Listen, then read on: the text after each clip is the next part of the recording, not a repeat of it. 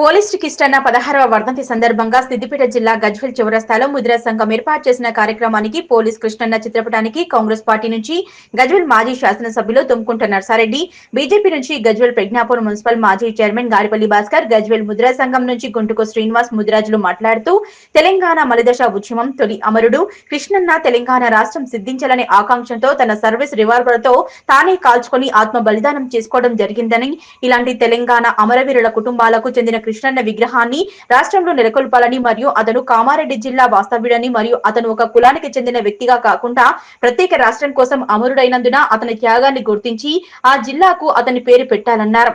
ఈ కార్యక్రమంలో సర్దార్ ఖాన్, నక్కా రాములు గౌడ్, మతీన్, సమీర్, గాడిపల్లి శ్రీనివాస్, శివులు, జంగం రమేష్ గౌడ్, ముద్రా సంఘం ఉపాధ్యక్షులు పిట్ల ఆంజనేయులు, కొట్టాల శ్రీనివాస్, చింత శ్రీనివాస్, గుంటుకు భిక్షపతి, గుంటుకు మల్లేశం, గుంటుకు పెదరాజు, ఆర్ఆర్ కాలనీ ముద్రాజులు తదితరులు పాల్గొన్నారు.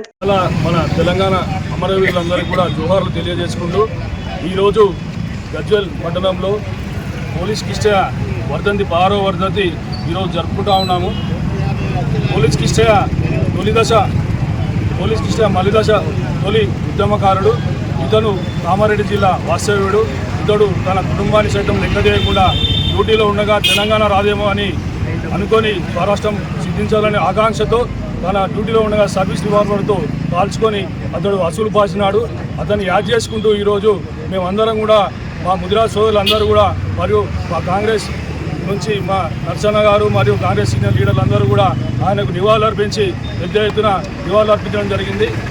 ఈ విధంగా తెలంగాణ అమరవీరులందరినీ కూడా స్మరించుకుంటూ మరియు పోలీస్ కృష్ణ కేవలం కులానికి సంబంధించిన వ్యక్తి కాకుండా తెలంగాణ అమరవీరులకు చెందిన వ్యక్తిగా గుర్తించి అతనికి కూడా అతని విగ్రహం కృష్ణయ్య గారి వర్ధంతి సందర్భంగా ఇక్కడ నివాళులు అర్పించడం జరిగింది. మన అందరికీ తెలుసు 16వ వర్ధంతి ఇది.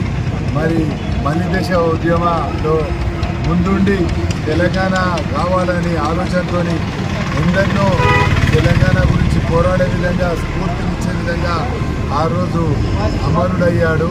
మరి ఆయన ఆశయాలు నెరవేర్చే విధంగా కూడా ఇప్పుడున్న మన కాంగ్రెస్ ప్రభుత్వం పనిచేయాలి అని కోరుతూ, అదేవిధంగా తెలంగాణ గురించి పోరాడిన అమరులు అందరూ కూడా మనకు ఒక స్వరాష్ట్రం రావాలి, అందరము తెలంగాణలో బాగుపడాలి అన్న ఆలోచనతో ఆ రోజు తెలంగాణ గురించి పోరాడుతూ చనిపోవడం జరిగింది. మరి మనం అందరం కూడా వాళ్ళ ఆశయాలు నెరవేర్చే విధంగా మనం పనిచేస్తూ రేపు రాబోయే యువతకు కానీ రేపు రాబోయే కాలానికి కానీ వాళ్ళని ఎప్పుడు గుర్తుంచుకునే విధంగా ప్రతి ఒక్కరం కూడా వాళ్ళ బాటలో నడిచే విధంగా మనం అందరం కూడా ప్రయత్నం చేద్దాము. ఈ విధంగా ఇక్కడ ఆయన నివాళులు అర్పించడానికి వచ్చిన ఇక్కడ మా సోదరులందరూ కూడా చెప్తున్నా, ఇవాళ నివాళులు అర్పించడం ఒక ఎత్తు అయితే ఆయన ఆశయాలు అనుగుణంగా మనం అందరం కూడా పనిచేయాలి. పనిచేసే విధంగా ప్రభుత్వం పైన ఒత్తిడి ఇచ్చే విధంగా కూడా మనం అందరం కూడా కలిసికట్టుగా ఉండాలని ఈ విధంగా మనం పోలీస్ కిష్టయ్య గారిని 16వ వర్ధంతి సందర్భంగా ఇక్కడికి ఇచ్చేసినటువంటి